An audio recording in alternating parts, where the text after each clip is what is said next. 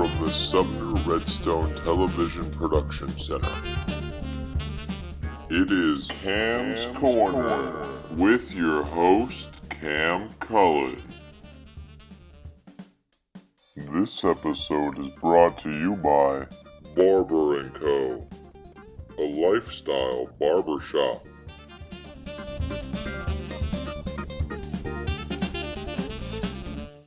Hello and welcome inside to the Sumner Redstone Television Production Center for the third episode of Cam's Corner, the cosmopolitan hub of the Northern Riverdale area. I'm your host, Cam Cullen. November 5th, 1914 was a special day at Syracuse University as 7 Italian undergraduates, a glaring minority at the time, decided to form a relationship that would extend far beyond their college days. They founded Alpha Phi Delta Fraternity. Under 2 decades later, this fraternity was chartered at Manhattan College, and earlier this month, the 65th pledge class at Manhattan College was inducted into Alpha Phi Delta Fraternity. I'm pleased to be joined by current student body vice president of finance and chapter treasurer of Alpha Phi Delta Fraternity, Greg Gorman. Greg, thank you very much for joining us today. Thank you so much, Cam, for having me. I appreciate it. What made you decide to come to Manhattan College?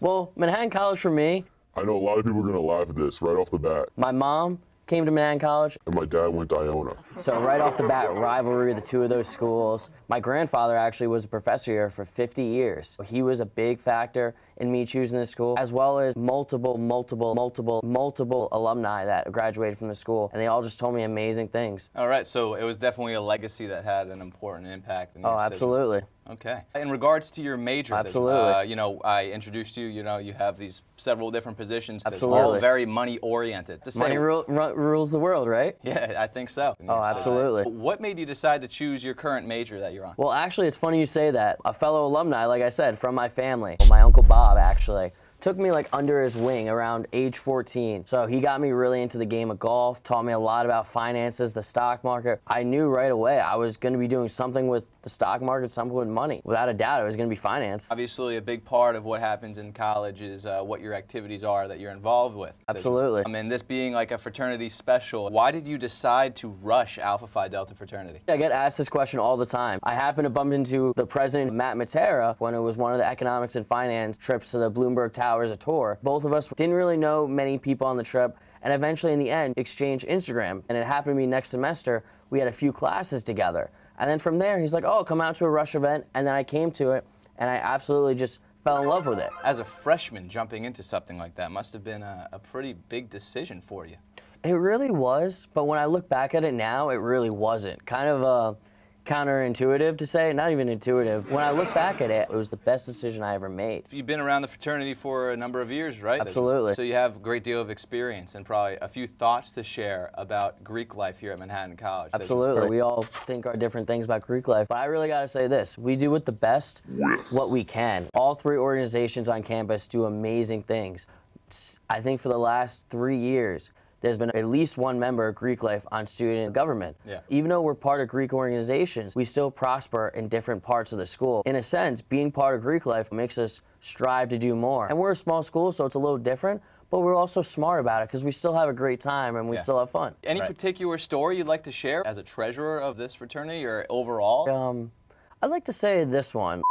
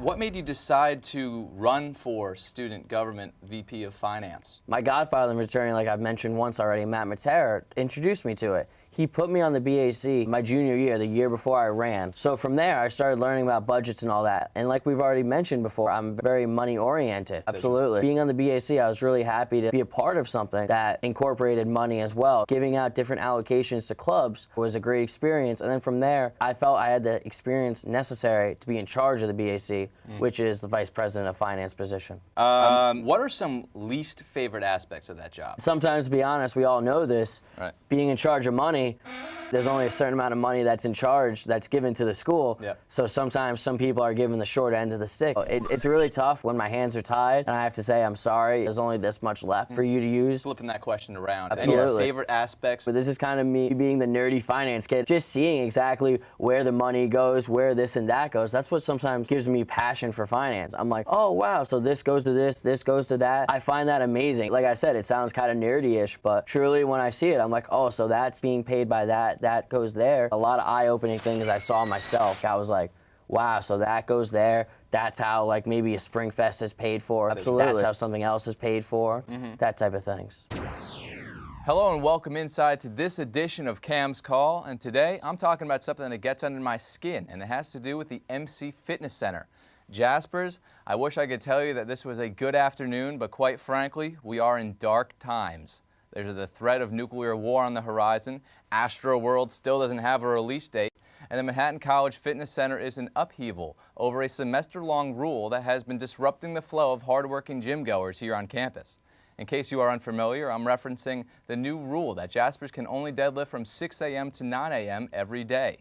Although the gym was cleverly constructed 3 stories above ground level so that the thuds from deadlifters sound like Thor himself beating his hammer upon our mortal grounds, it's hardly fair that the students have to pay the price for this. Legs are a foundational aspect of working out, and it is said that deadlifting, when done with correct form and at an appropriate weight, can be the most beneficial free weight exercise one can do for all-around muscle development.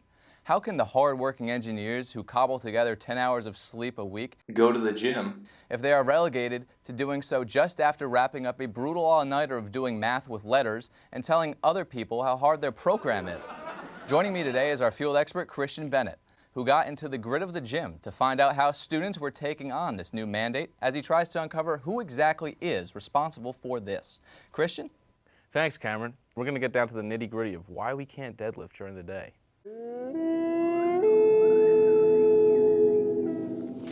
Jasper Nation! Who's ready to get a pump on this morning? This is your bro Chris Ventura, and I'm subbing in for Christian Bennett today because Christian Bennett got me so DeLeon. So, this morning, man, we're going to tackle the gym hard. By the way, see the cyberkinetic hand, dude? This is custom made by the good people at Haven Labs, bro. Haven Labs, man. Student-funded organization. Watch this. Yo, it's freaking sick. I can do bionic push-ups right now.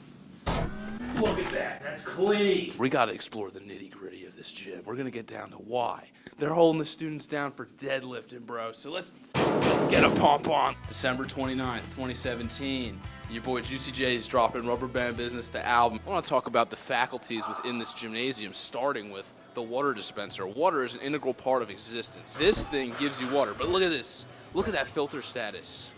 That's supposed to be green. It's green, yellow, red. Like red light status is like, don't use the water, bro. That's like not, it's no fly zone. This thing is steady on yellow. Here is the thing. I have no idea what this is. You can pedal with your hands and your feet. We're living in 2030. We're going to call it the hand and foot rower. I can't even think of an applicable reason for why you'd use this, but it's here and it's happening. This is what we like to call our traditional stationary treadmill. Cardio is everyone's least favorite thing to do. Shout out to the track team. I'd probably rather lose a toe than have to do cardio. This right here is what we like to call the Stairmaster. It's basically a treadmill on steroids. If you fall off the Stairmaster, man, that's your Achilles tendon out the game. Shoelace stuck in here, you got a 2-dimensional ankle for the rest of your life.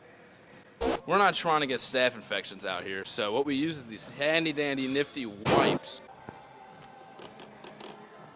All right, Jaspers, this is like my favorite place to do cardio. If you like to get your heart pumping, you use the bike. And let me show you something real quick. Cable access, bro. We're living in the future. Press all these weird buttons that barely work half the time. I get to watch the dribble of public television at my disposal. Machines can give you an acute muscle workout in case you can't nail it with a free weight, so it's good for people who are scared of free weights or aren't honestly real ones and don't even use the free weights. Who needs a leg press when there's a squat rack?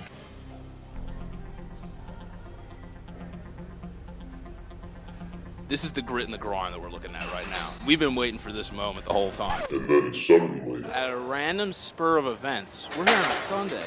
There's no bar locks here. I mean, it's a new day here and a new hope for the Jasper community. This is what we like to call the pristine squat rack. And right now, I'm gonna go rack up another 45 on both sides and do a squat for the culture. All right, give it a second. They get a little snag on the bar sometimes.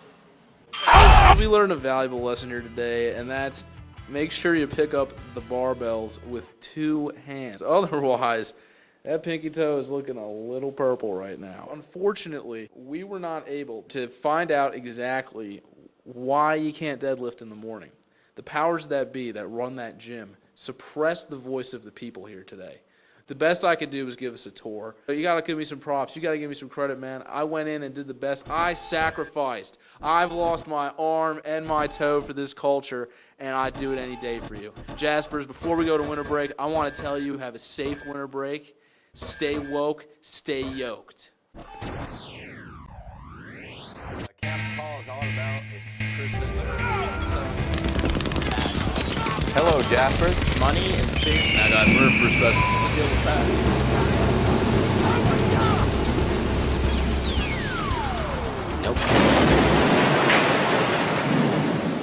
Jasper Nation, we are here right now in the trenches, so we have to explore a particularly dangerous and hazardous thing here at Manhattan College called the black sludge.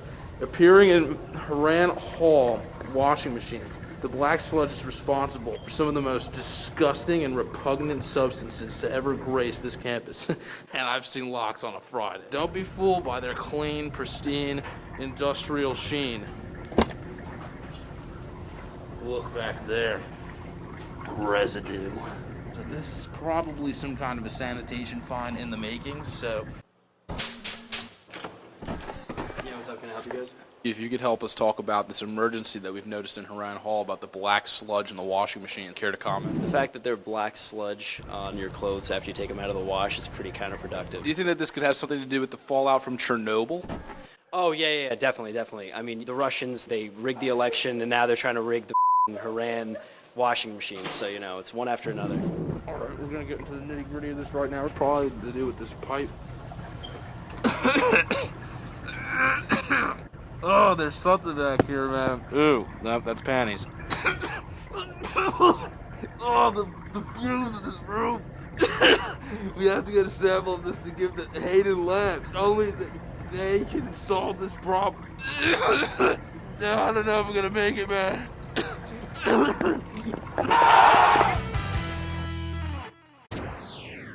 I gotta ask, internship-wise, what do you see there? I've actually just been hired about a month ago by Strategies for Wealth is the name of the company. I'm interning a block away from Wall Street, and it's a great wealth management fund, dealing with a lot of different clients, assisting the 2 people that hired me. But let's say a certain client A, I was looking at their financials, he had like $80 million, and he's like, what am I doing with this? And I'm just like, I'd love to have $80 million myself, just like anyone else in this world. Absolutely. In the end, it's more to let me help you help, let me help me, let me say it again, let me help you help, let me help me, let me help you. From Suite 202 in Lee Hall, Cam's Corner presents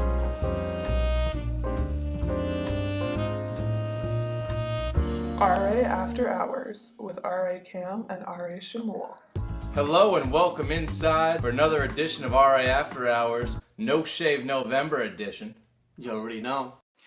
I'm Cam Cullen, your host, alongside my co-host right here, Shamul Maya. Shamul, how you doing tonight, man? I'm feeling great, man. How you doing? Hey, we got those door decks done, dude. Facts, man. Facts. Just going with the wave. If you are not familiar with the show, we get this third party to give us these random questions from the internet. Third party, take it away. do you prefer to cook or order takeout? Ooh, man. If I knew how to, really cook, I'd say cook, but since I don't, I just do takeout. I never got a chance to learn to cook, unfortunately. And at the same time, I also couldn't cope with locks. On top of tuition debt, now I got food debt. Thanks, locks. What is your favorite drink? Take this one first, dude. You gotta try out Martha Stewart's orange cream soda. That shit is good. Water, man. Water. Every day, H2O, dude. Best friend in the Yo, world. that shit is real. We happen to have a special guest in the building tonight. A fellow Lee Hall RA, a golfer on our Division I program here. Please welcome Charles Seward. Third party. What's one of your worst habits? You eat at Locks, you have little forks, right? And I just can't help but like scrape my fork against the plate to get like the last little drop of food. And I just always scrape. Locks connects with us in ways we can hardly fathom. My worst habit has to be getting up from sleep. Mmm. I could put alarms, I'll get up, but I'll be right back to sleep.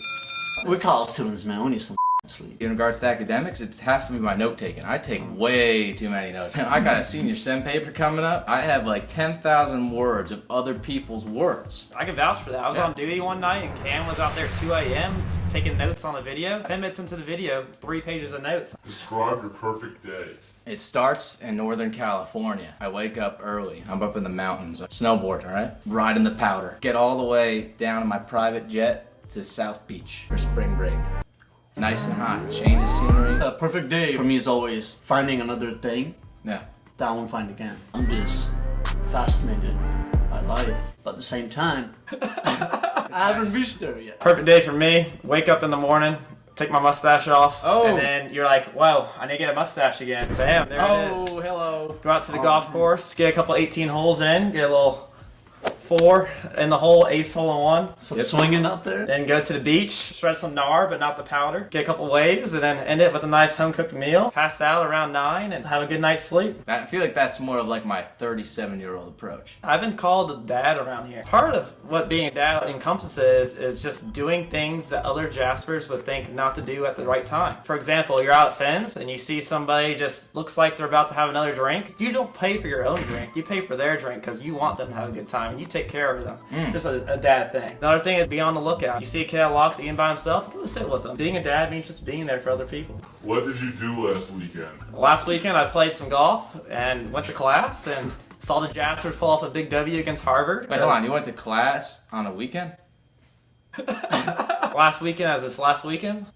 Yeah, I went to class. Third party. Doing my job.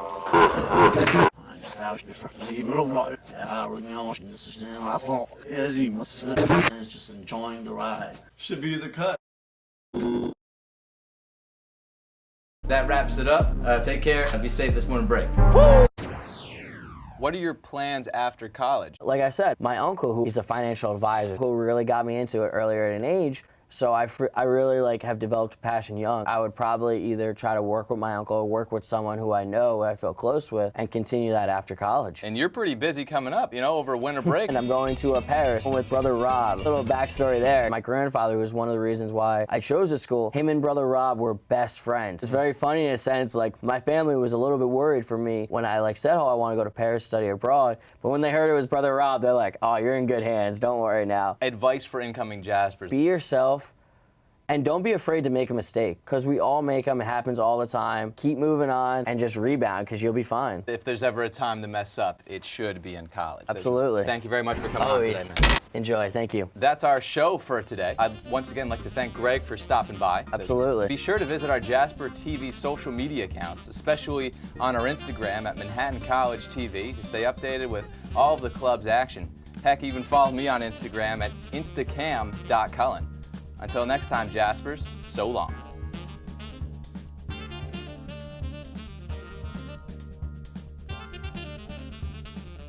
Thanks for watching Cam's Corner. And remember, there are more than 6,000 languages spoken on Earth today.